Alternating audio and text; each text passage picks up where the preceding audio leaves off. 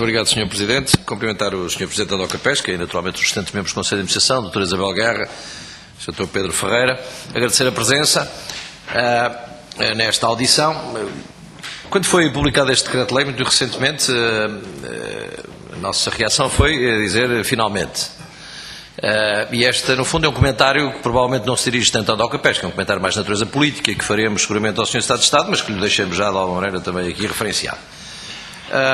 O requerimento que o Partido Socialista fez de imediato atenção àquilo que era, ou em função daquilo que foi a leitura do documento, foi depois, no fundo, secundado pelo próprio Partido Comunista e pelos outros colegas deputados desta Comissão, no sentido de que a DOCA Pesca fosse também ouvida e, naturalmente, demos logo o máximo acolhimento, por razão evidente da importância do papel que esta organização vai desempenhar no futuro neste setor. E, portanto, é seguramente um motivo de satisfação e, sobretudo, penso eu, uma reunião de grande utilidade.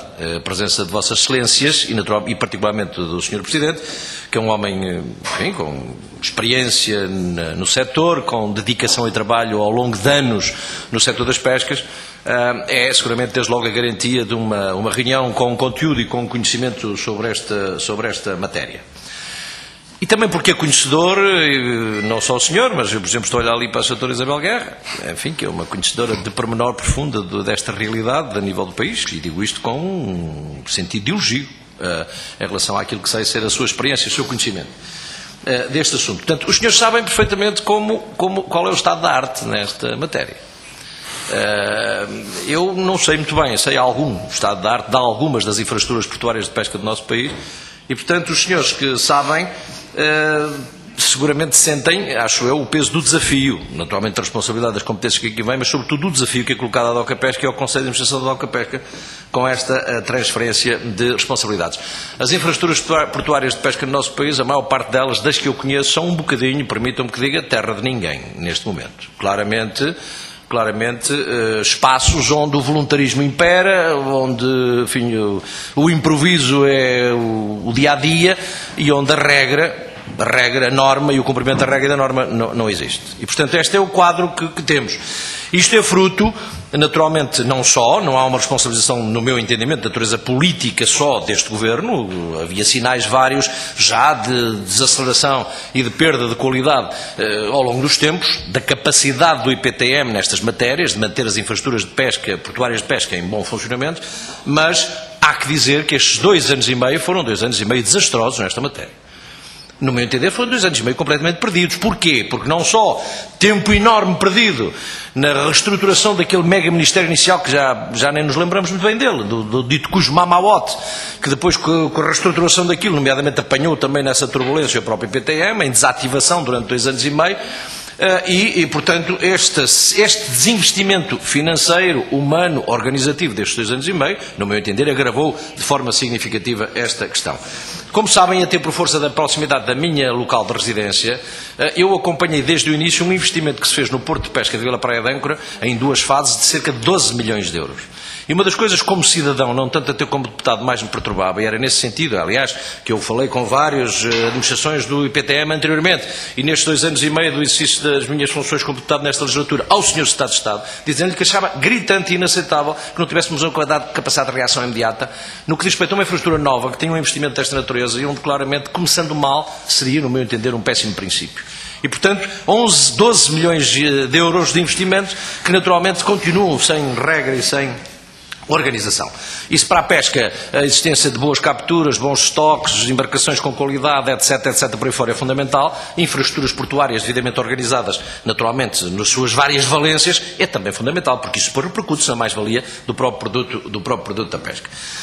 Esta transferência de princípio, este processo de transferência de princípio, sinceramente, da nossa parte do Partido Socialista não temos nenhuma reação negativa, pontualizada em relação à questão, ou melhor, global em relação à questão. Temos em relação às questões pontualizadas várias dúvidas. Ou seja, há que dar aqui um bocado o benefício da dúvida. Mas digo-lhe sinceramente, Sr. Presidente, dúvida mesmo.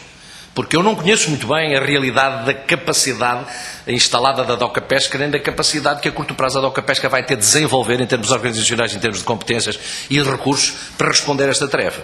Mas eu acho que isto que terá aqui um balanço e um exercício bastante difícil.